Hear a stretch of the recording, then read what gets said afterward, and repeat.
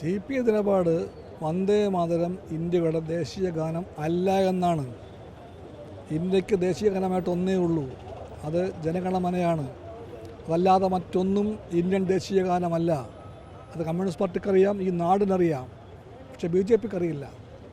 BJPക്ക് ഇന്ത്യയെ അറിയില്ല. അവർക്ക് സ്വതന്ത്ര പോരാട്ടം അറിയില്ല. അവർ ഗാന്ധിയെ അറിയില്ല, നെഹ്റുവിനെ അറിയില്ല. അവർക്ക് സവർക്കറെ അറിയാം. സവർക്കറെ പൂജിച്ച BJP, ഗാന്ധിജിയെ കൊന്ന ഗോഡ്സയെ വാഴ്ത്തുന്ന BJP, ഇന്ത്യയെ ഒരു ഹിന്ദു രാഷ്ട്രമാക്കി മാറ്റാൻ വേണ്ടി അച്ചാരം വാങ്ങിയ BJP, ആ BJPക്ക് ചൊല്ലാം വന്ദേ മാതരം. BJP എന്നും നാടിൻ്റെ പൊതുവികാരങ്ങളെ മാനിക്കാത്ത പാർട്ടിയാണ്. അത് ചൊല്ലിക്കോട്ടെ, പക്ഷേ വന്ദേ മാതരം ദേശീയ ഗാനമല്ല. അതാണ് സതീശൻ ഗവൺമെൻറ്.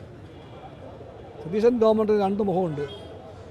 ഒരു ഭാഗത്ത് ഈ കളി കളിക്കും, ആത്മാർത്ഥമായിട്ട് ഉള്ളിൻ്റെ ഉള്ളിൽ അത് BJPയെ സ്നേഹിക്കുന്നുണ്ട്.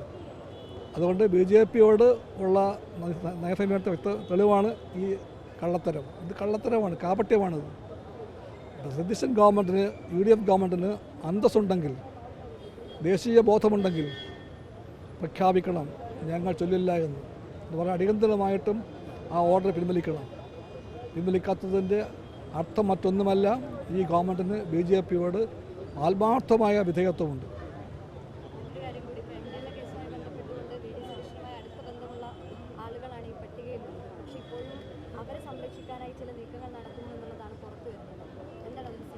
ഉത്തരം പറയേണ്ടത് തൂഫാൻ നയിക്കുന്ന ആഭ്യന്തരമന്ത്രിയാണ്.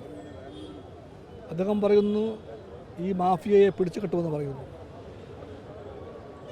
MDMA അടക്കമുള്ള മയക്കുമരുന്ന് വ്യാപിപ്പിക്കുന്ന മാഫിയയെ പിടികൂടി അടച്ചു പൂട്ടുമെന്ന് പറയുന്ന ഹോം മിനിസ്റ്റർ ചെന്നിത്തല പറയണം.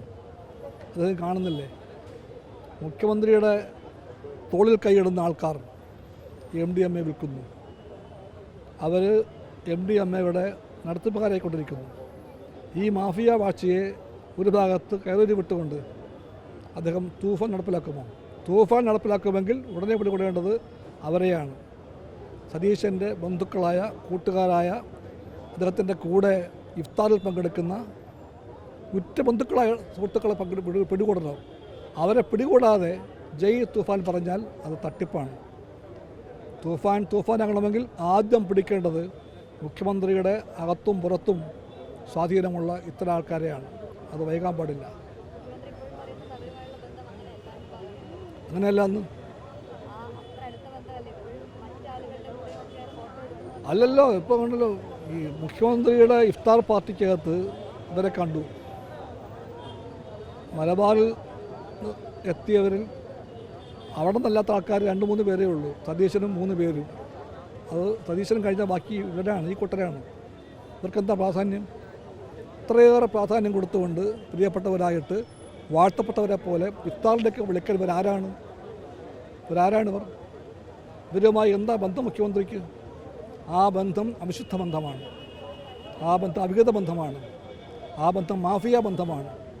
ആ ബന്ധം മയക്കുമരുന്ന് ബന്ധമാണ്.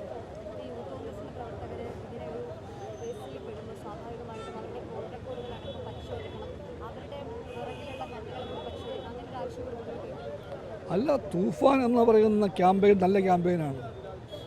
അതിൽ ഹോം മിനിസ്റ്റർക്ക് ആത്മാർത്ഥതയുണ്ടെങ്കിൽ അദ്ദേഹം എല്ലാ സങ്കോചവും വെടിഞ്ഞ് ചാഞ്ചാട്ടവും മാറ്റി വെച്ചുകൊണ്ട് ഈ കുറ്റക്കാരെ പിടികൂടാൻ അല്പവും വൈകാൻ പാടില്ല. ബന്ധുക്കളൊക്കെ വലിയവരായിരിക്കും.